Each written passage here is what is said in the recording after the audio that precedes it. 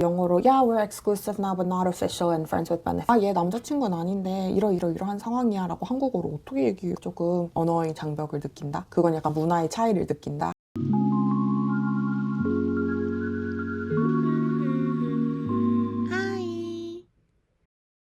안녕하세요 여러분, 루치입니다. 저는 사람들에게 얘기할 때 저 한국 사람이에요 완전이라고 하지만 한국 분들은 저한테 아니라고 하시더라고요. 또 여기 미국에서 제가 미국인이라고 하기엔 국적은 미국인이지만 그렇게 아메리칸하다고 생각하지 않을 때가 있거든요. 그래서 오늘은 그 두 가지 국적 사이에서 제가 갈등하면서 느끼는 외국인이라고 체감하는 순간, 외국인이라고 느낄 때 그런 이야기들을 좀 해보려고 해요. Let's go! 일단은 제가 외국인인 걸 들킬 때에 대해서 얘기를 하고 싶은데, 저는 어렸을 때는 되게 오랫동안 중국에서 살았어요. 15년 정도를 3살 때부터 중국에서 살았고, 그 다음에 고등학교 졸업해서는 미국으로 넘어와서 그때 쭉 미국에서 살고 있거든요. 뭐 미국에서는 제가 생긴 게 백인같이 안 생겼으니까 그냥 제가 어딘가에서 오랫동안 살다 왔어라고 하면 그런가 보다 하시거든요. 근데 한국에서 3년 동안 살았을 때는 저는 나름대로 제가 스며들 수 있다고 생각하고 살았어요. 어쨌든 한국 사람처럼 생겼으니까.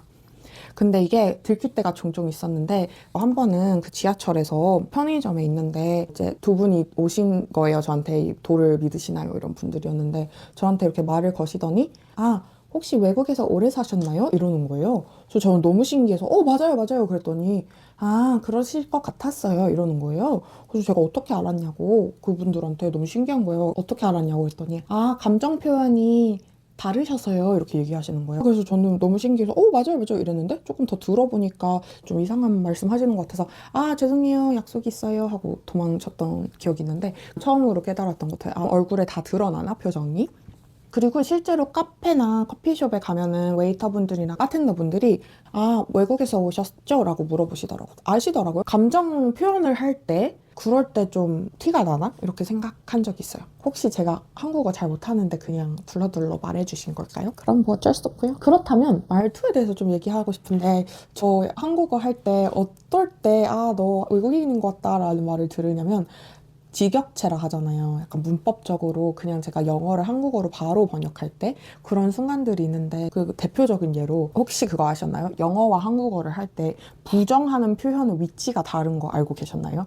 그러니까 예를 들면은 영어로 Do you think she's pretty? 라 물어봤을 때 No, I don't think she's pretty 이렇게 얘기하지 I think she's not pretty 이렇게 얘기하지 않거든요. 어딘가에서 봤는데 영어가 부정의 표현이 먼저 나온대요. 그래서 I don't think she's pretty 이렇게 얘기하지 I think she's not pretty 이렇게 부정의 표현을 뒤로 빼지 않는다고 하더라고요. 그래서 더 많은 예시로, 예를 들어서 나 못 가, 나 그 파티에 못 가라 그럴 때 I don't think I can go 이렇게 얘기하지 I think I can't go 이렇게 얘기하지 않거든요. 그래서 한국어로도 비슷하게 제가 부정을 먼저 할 때, 예를 들어서 안 이해했어 혹은 안 가고 싶어, 약간 이해하지 못했어 혹은 가고 싶지 않아 이렇게 얘기해야 되는데, 부정하는 표현을 먼저 빼서 안 이해했어 이렇게 얘기하면 되게 너 외국인 같다 이렇게 얘기해서 그때 좀 들키는 것 같아요.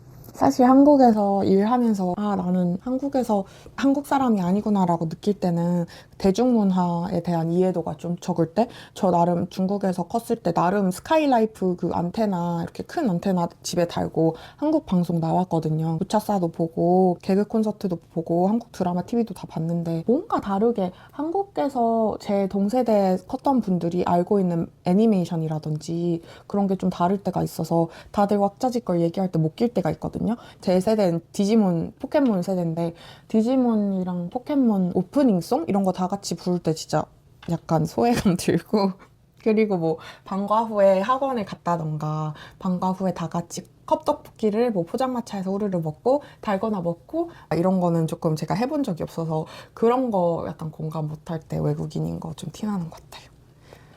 근데 이거는 똑같이 미국에서도 똑같이 느껴요. 사실은 제가 국적은 미국이지만 중국에서 커가지고 미국 애들이 막 우르르 모여서 너 그때 막 어렸을 때 뭐 그 노래 들었던 거 기억나? 막 뭐 한나 몬테나 진짜 재밌어, 한나 몬테나 진짜 재밌었지 하면서 뭐 어쩌고 저쩌고 대중문화의 레퍼런스를 댈 때 저는 잘 못 낄 경우가 많아요.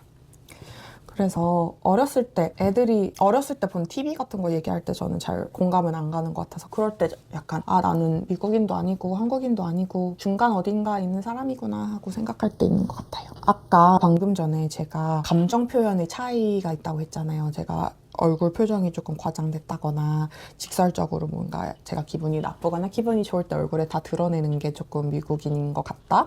그거랑 연관돼서 사실 외국인이어서 답답할 때도 있어요. 그 감정 표현의 처리 혹은 번역이 되지 않는 감정들이 있어서 답답할 때가 있는데 그런 것들 중에서 뭐가 있냐면 한국에서 사용되는 상황에 대한 감정들이 외국어로는 설명이 안 돼서 굉장히 좀 답답할 때가 있는 것 같아요. 그런 것 중에 가장 대표적인 감정이 뭐가 있냐면 서운하다는 감정. 진짜 번역 안 돼요, 이거는. 그리고 제 생각에는 서운하다는 감정은 좀 약간 상황적으로 네 가지가 있는데 감정이 상했고 일단 그리고 내가 이 사람을 좋아해. 내가 이 서운함을 느끼는 사람한테 좋아하는 감정을 느끼고 있어. 그리고 내가 나름의 배려를 해줬어.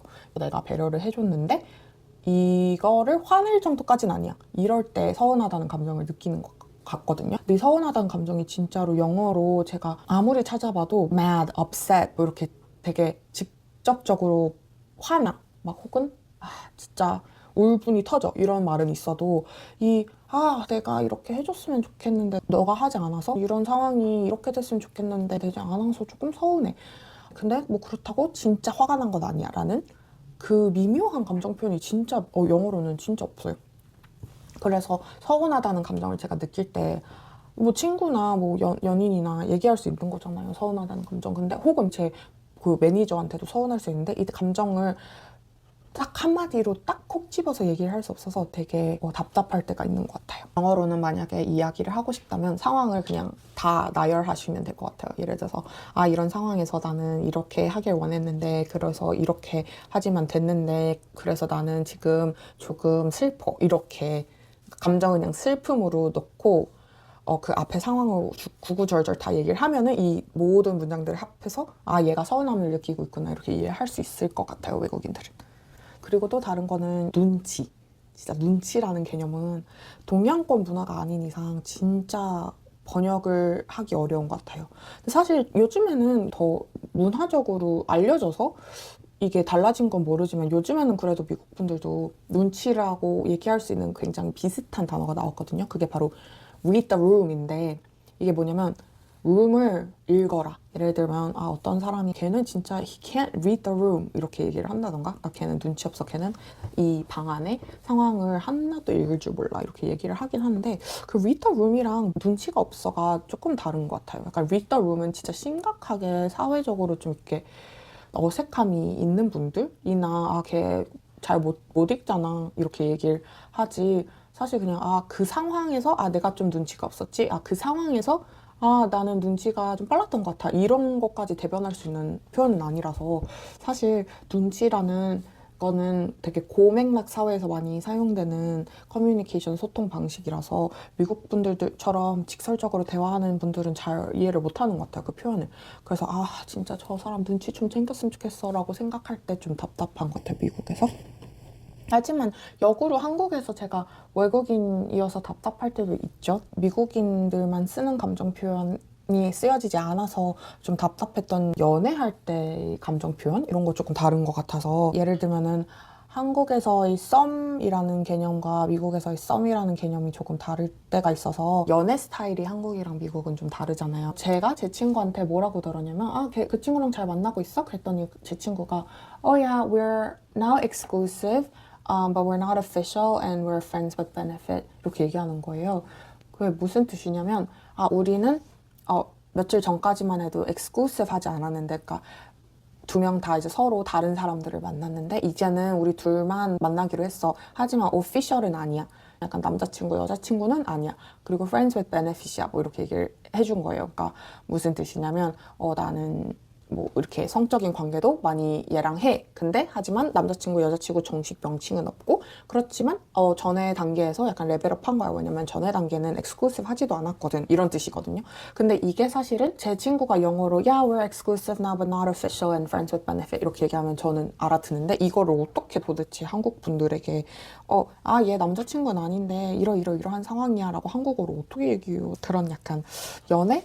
할 때 관계를 정리하는 표현들이 조금 다른 것 같아요. 한국이랑 미국이랑 확실히 달라서 조금 언어의 장벽을 느낀다. 그건 약간 문화의 차이를 느낀다 라고 말씀드릴 수 있을 것 같아요. 사실 이렇게 외국인이라는 체감을 제가 느낄 때는 국적에서 나오는 게 아니라 감정의 처리 속도 혹은 감정의 처리 방식에서 나는 외국인이구나라고 느낄 때가 굉장히 더 많거든요.